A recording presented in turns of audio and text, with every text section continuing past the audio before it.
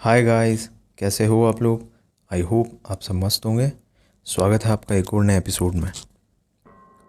आज हम बात करने वाले हैं एक ऐसे केस की जो कि एक तरफा प्यार और बदले का है।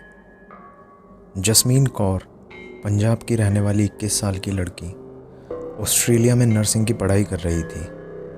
वो अपने अंकल आंटी के पास रहा करती थी और पढ़ाई के साथ साथ एक ओल्ड एज होम में पार्ट टाइम जॉब करती थी। उसका एक बॉयफ्रेंड भी हुआ करता था जिससे उसका ब्रेकअप कुछ टाइम पहले ही हुआ था।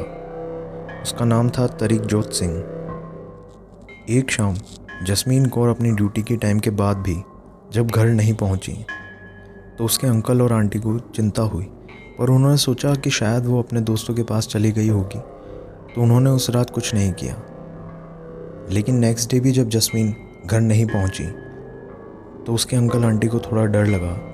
उसका फ़ोन भी बंद आ रहा था, उसके फ्रेंड्स के वहाँ भी वो नहीं थी।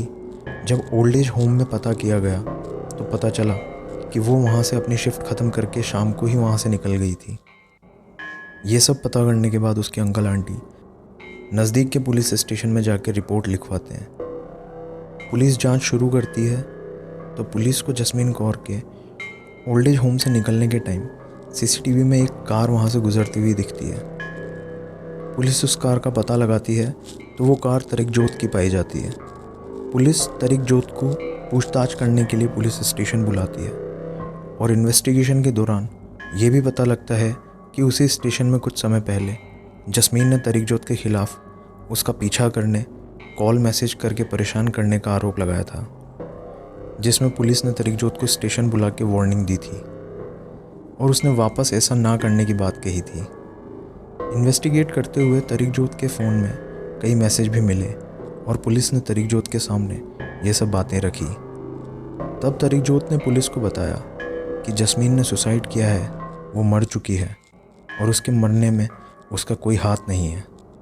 उसने बस जस्मीन के सुसाइड करने के बाद उसे दफना दिया है। पुलिस ने अब जस्मीन कौर की किडनैपिंग का मामला दर्ज कर लिया था। तरीकजोत पुलिस को वहाँ लेके गया जहाँ उसने जस्मीन को दफन किया था। एडिलेड से करीब 700 किलोमीटर दूर फ्लिंडर्स रेंज में पुलिस तरीकजोत के साथ पहुंची और खुदाई करके जस्मीन की बॉडी निकाली। जस्मीन के हाथ पीछे की तरफ बंधे हुए थे, जस्मीन के पैरों में भी रस्सी बंधी थी और उसके गले पे एक कट का निशान था। पुलिस ने बॉडी पोस्टमार्टम के लिए भेज दी। केस की काफ़ी इन्वेस्टिगेशन हुई और तरीकजोत कहता रहा कि उसने जस्मीन को नहीं मारा है। तभी तरीकजोत की एक सीसीटीवी फुटेज सामने आती है जिसमें जस्मीन को दफनाने से कुछ घंटे पहले तरीकजोत एक हार्डवेयर शॉप से कुछ सामान खरीदते हुए देखा जा सकता है। और पोस्टमार्टम की रिपोर्ट जब आई तो सब हैरान हो गए, क्योंकि उसमें लिखा था कि जस्मीन की मौत दम घुटने की वजह से हुई है, दफन करने के करीब 15 घंटे बाद। ये केस लगभग 9 महीने तक चला। इन्वेस्टिगेशंस होती रही, सबूत सामने आते रहे और तरीकजोत खुद को जस्मीन को मारने की बात से मना करता रहा। लेकिन 9 महीने बाद जब ये केस ऑस्ट्रेलिया की सुप्रीम कोर्ट में पहुंचा तब तरीकजोत ने सब जुर्म कबूल किए और उसने सबके सामने बताया कि वो जस्मीन से शादी करना चाहता था, पर जस्मीन उससे रिश्ता नहीं रखना चाहती थी और वो इस बात से बहुत ज़्यादा नाराज़ था।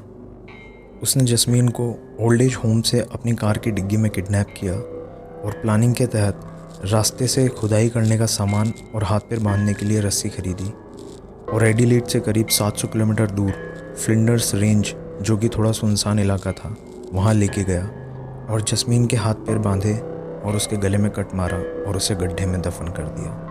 तरीकजोत की गवाही और सब सबूतों को देखकर वहाँ की सुप्रीम कोर्ट ने लास्ट मंथ जुलाई में ऑस्ट्रेलिया की सबसे कड़ी सज़ा लाइफ इम्प्रिजनमेंट सुनाई और इस सज़ा में 20 साल तक पैरोल लेना नामुमकिन है।